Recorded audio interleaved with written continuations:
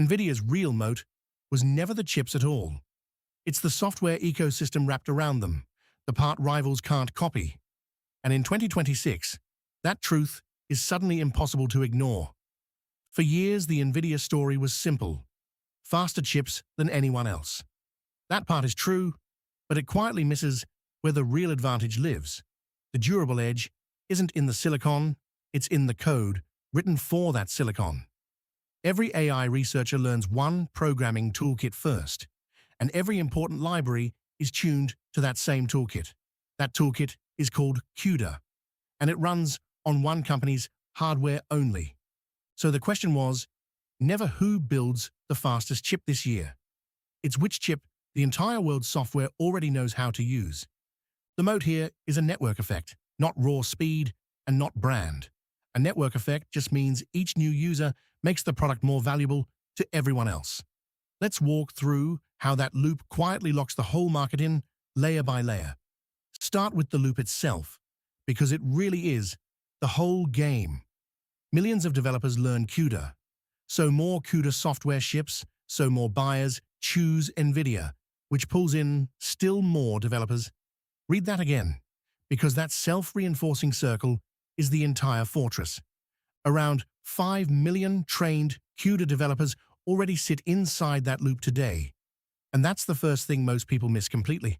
The chips are replaceable, but those 5 million trained minds are not. A rival can match the transistors in about a year. Matching a generation of developer habit takes far, far longer. The loop doesn't slow down with effort, it tightens with every new engineer who learns the toolkit. Now the second layer, the one that quietly does most of the work. More than 20 years of deep learning libraries and framework tuning were written for CUDA before anything else, so the best performing AI software runs only on Nvidia. That 2-decade head start is something no competitor can simply buy back. When a lab wants peak performance, the fastest path already points straight at Nvidia. A competitor doesn't just need a better chip, it needs the entire world to rewrite that mountain of software. Every optimization shipped for CUDA becomes one more reason the next model trains on Nvidia. The software ends up doing the selling that the salespeople never have to. The third layer raises the cost of ever leaving in the first place. Nvidia welds the chips, the toolkit, and the networking fabric into one optimized stack. So walking away means re-architecting hardware and software together. You can't swap out one piece and keep the rest running. Few teams have the appetite to rebuild everything at once, and that's the point. And the switching cost goes even deeper than the wiring itself. Migrating models onto rival chips means rewriting low-level code and retraining the whole team, a cost few labs will absorb for a small price saving. So even labs that resent the dependence tend to quietly stay put. Here is the turn, the complication that sits just before the reveal. This loop was never only about chips and code. It's about the whole data center behaving as a single computer. Nvidia's fabric lets thousands of chips train as one machine, an advantage rivals selling loose, discrete chips can't cheaply replicate. Frontier models don't run on one chip. They run on thousands stitched into a single fabric, and Nvidia owns that fabric end to end. Nearly 9/10 of last year's revenue came from the data center business. The data center isn't a side business anymore. It has quietly become the business. Whoever wires those data centers fastest owns the next wave of AI. And so far, that's been Nvidia by a wide margin. All of that ecosystem strength finally shows up in the financials. Last year, the loop produced around $130 billion in revenue.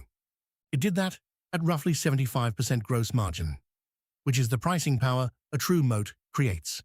Operating margin landed near 62%, the cushion that funds the next generation of chips and fabric. Those are simply not the numbers of a company selling a commodity, but a moat is only real if it actually survives an attack. Right now, as Nvidia touches a $3 trillion moment, the biggest buyers are racing to build their own chips to escape its margins, striking directly at the buyer side of that loop. These are the exact buyers whose enormous volume powers the whole network effect. If enough of them defect, the loop starts to lose its fuel, and that pressure is live right now. But notice the trap they're walking straight into. Their own engineers were trained on CUDA first, and their own models were built on CUDA libraries. Escaping the chip turns out to be the easy part. Escaping the ecosystem is what keeps them tethered. So step back and see what we've actually found here. The fastest chip was never once the moat. The transistors get matched almost every single cycle. What can't be matched is the ecosystem built on top of them. Rivals keep aiming at the silicon. The fortress was always the software. So here's what to carry away from all of this. Nvidia's advantage was never really about owning the fastest chip. It's about owning the ecosystem the entire AI world already runs on. Each layer makes leaving a little more expensive than the one before it. The challengers building their own silicon clearly understand the prize, and they're attacking the buyer side of that loop right now. The real question is whether they can drain that loop faster than it refills itself. So watch the hyperscalers closely through 2026. Because the contest was never really about whose chip wins a benchmark, it's about whether anyone can pull the world's AI software off CUDA.